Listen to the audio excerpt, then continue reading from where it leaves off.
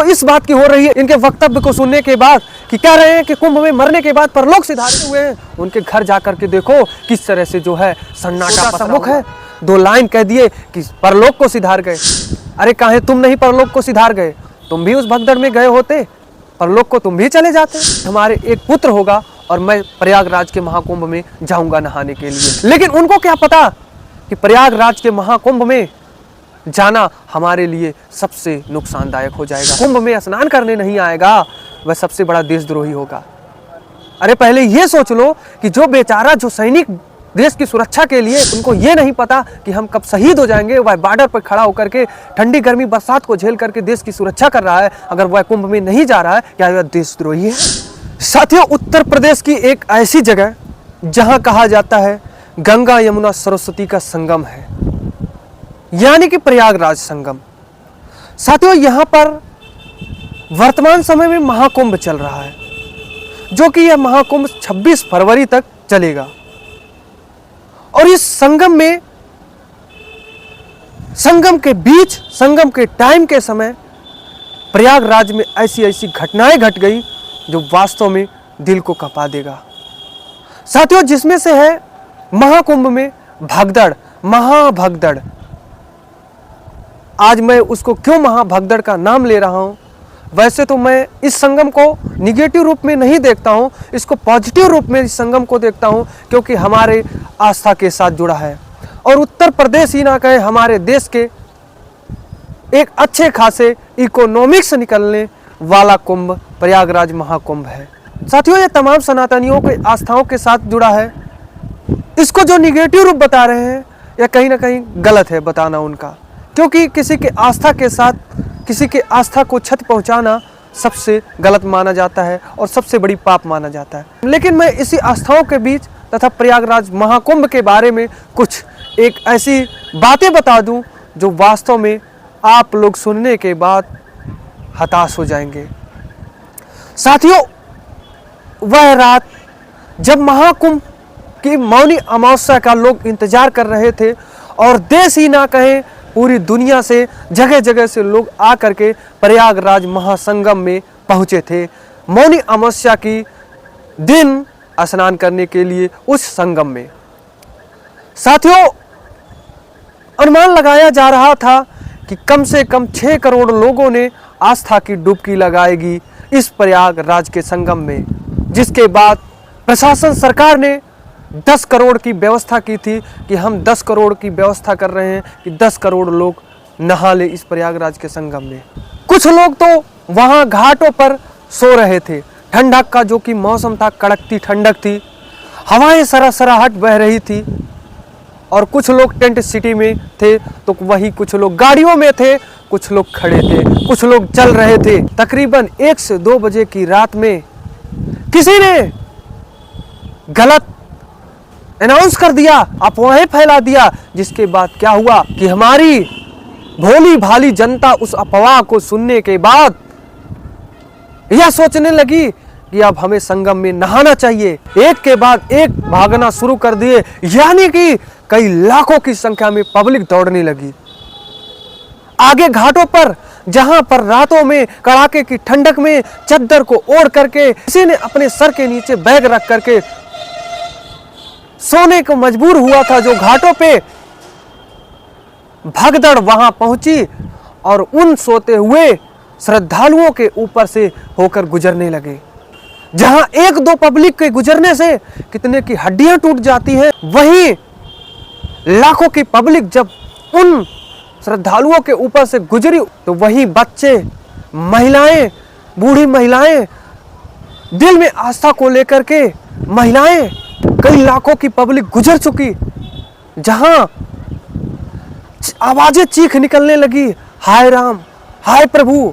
हालांकि बाद में प्रशासन ने इस भगदड़ को नियंत्रित कर लिया, लेकिन इतनी लाखों की संख्या में भगदड़ हुई, जिसके बाद यह खबर पूरी तरह से देश दुनिया में फैल गई कि प्रयागराज महाकुंभ, जहां पर कई करोड़ों की संख्या में पब्लिक पहुंची, वहां पर भगदड़ हो गई। लेकिन डाटा भगदड़ के बाद कितने लोग घायल हुए, कितनी की मृत्यु हुई, यह डाटा 24 घंटे तक नहीं आई।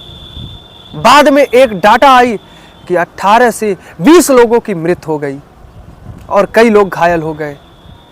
लेकिन वही विपक्ष इसको मानने से इनकार कर दिया।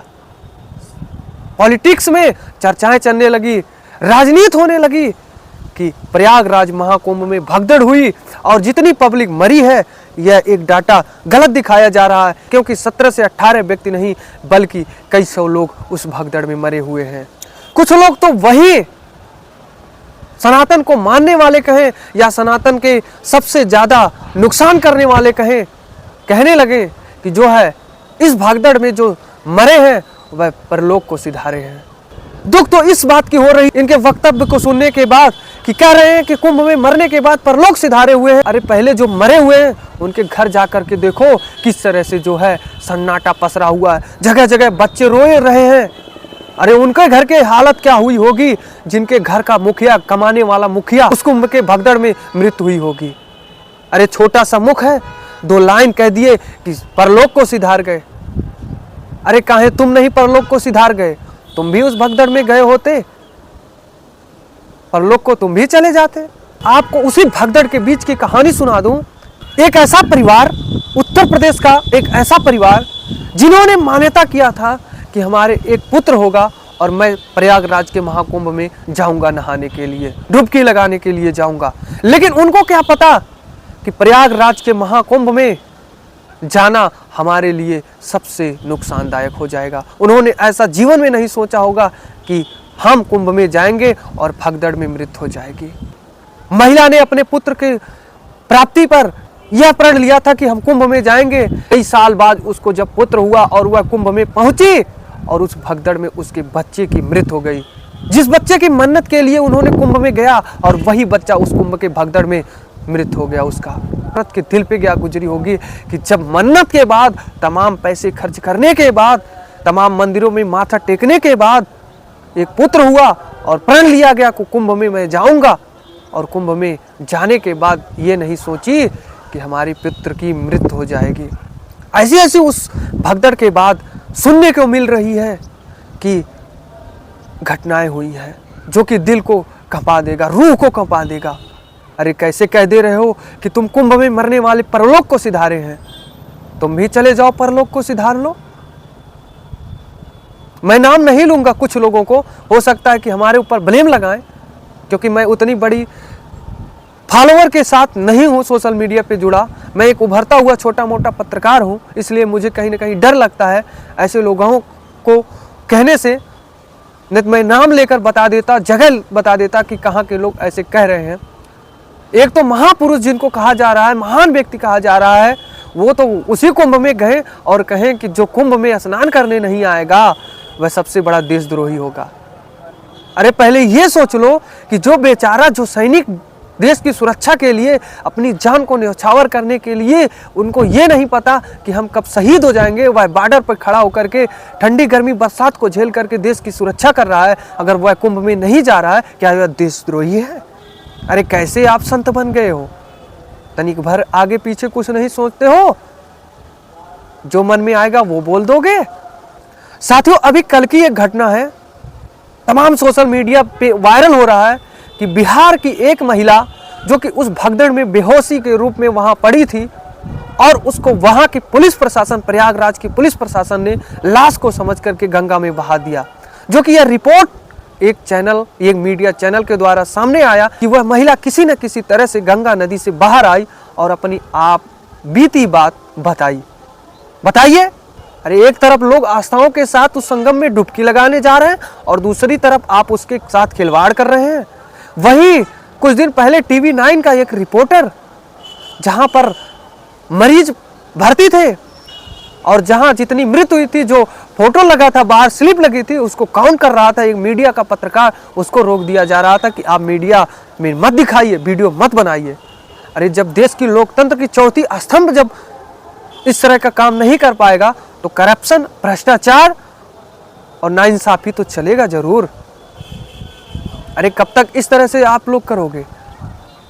जब मीडिया अपने आप आ जाएगी ना तो करप्शन का नाम कोई नहीं ले पाएगा।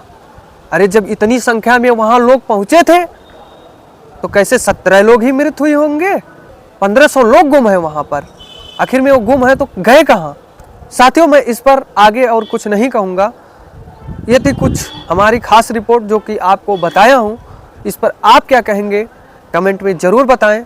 और आपने अगर प्रयागराज महाकुंभ में गया होगा, भगदड़ अगर देखा होगा, भगदड़ के समय आप अगर वहाँ होंगे तो कमेंट में ज़रूर हमें इन्फॉर्म करें। और आप इस पर क्या राय देंगे वो भी कमेंट में ज़रूर बताएं। तो दीजिए ब्रिजेश गुप्ता को इजाज़त। मिलते हैं एक नई मुलाकात में, नई वीडियो के साथ। धन्यवाद।